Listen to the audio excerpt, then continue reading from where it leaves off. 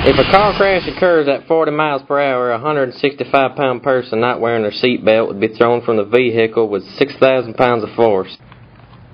Oh! Oh, God! Oh! Oh, there's blood everywhere! Oh, help me, Tom Cruise! Help me, Oprah!